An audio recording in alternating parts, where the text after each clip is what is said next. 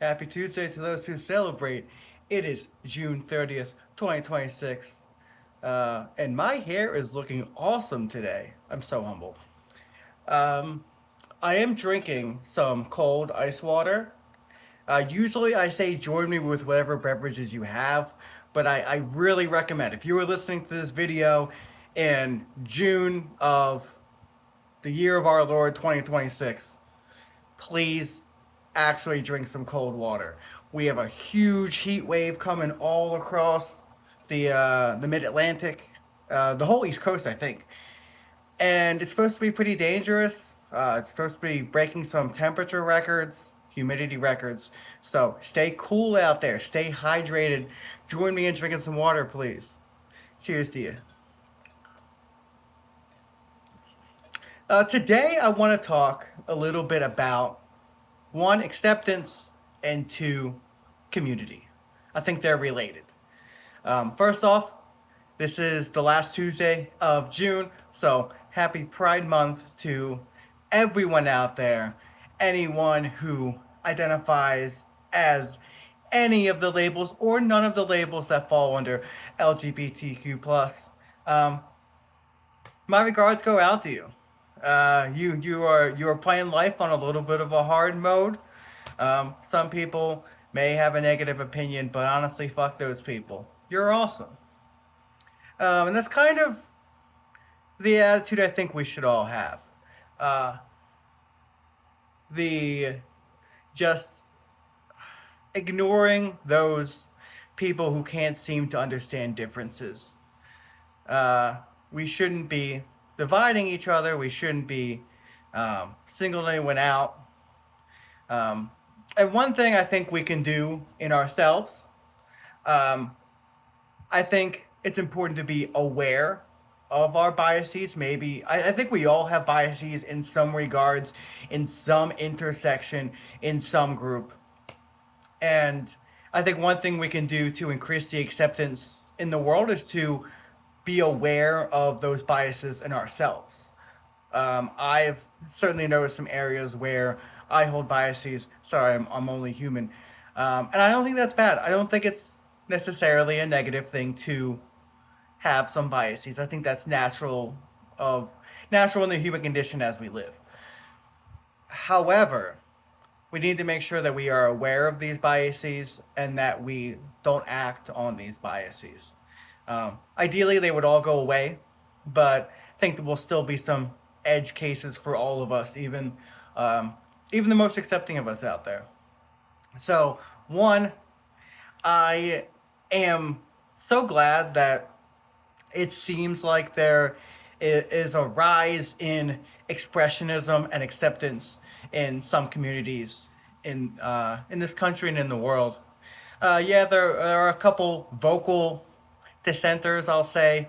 A couple people who just can't seem to get their thoughts straight on this topic. Don't want to talk about those people in this video, but I think we can all lead to a more accepting world for everybody. Um, just remember, everyone out there has their own story to tell. Everyone out there is an individual. When we start painting with too broad of a brush, I might even be painting too broad of a brush in some of those negative people out there. Maybe there's a large portion of those people whose minds could be changed with a little gentle conversation. Let's try to be accepting of everyone, even people if you might not understand their point of view. Maybe ask them. Maybe go into some spaces with asking. Go into some spaces that make you a little bit uncomfortable, and see what is the motivation of those people. Why do they hold those views? Or maybe it's a view you don't understand. Maybe go and ask people from that community, or there's just those people. Hey, can you tell me a little bit about yourself or your point of view? I'm a little bit ignorant on this subject. If you approach it respectfully, in my experience, it usually goes well. People don't usually shut down genuine, sincere curiosity. Um, just make sure if you have some of those biases, you're not bringing them into how you present the questions.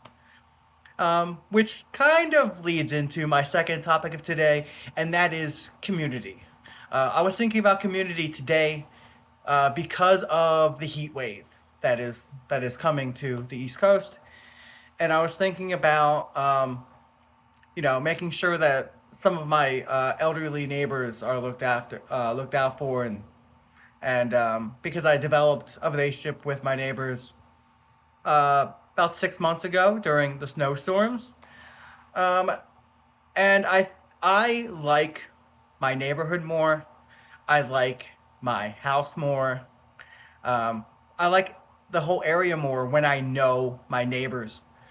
Um, and I didn't even think about the fact that I didn't know who they were, but now that I know them, like the place is that much better. It feels more like a home.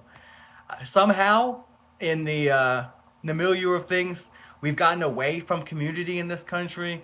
A lot of people don't know their neighbors. A lot of people don't know who's around them. They don't necessarily say hi to people on the sidewalk. They don't want to talk to people. They kind of um, avoid face-to-face interactions as much as possible in a lot of areas.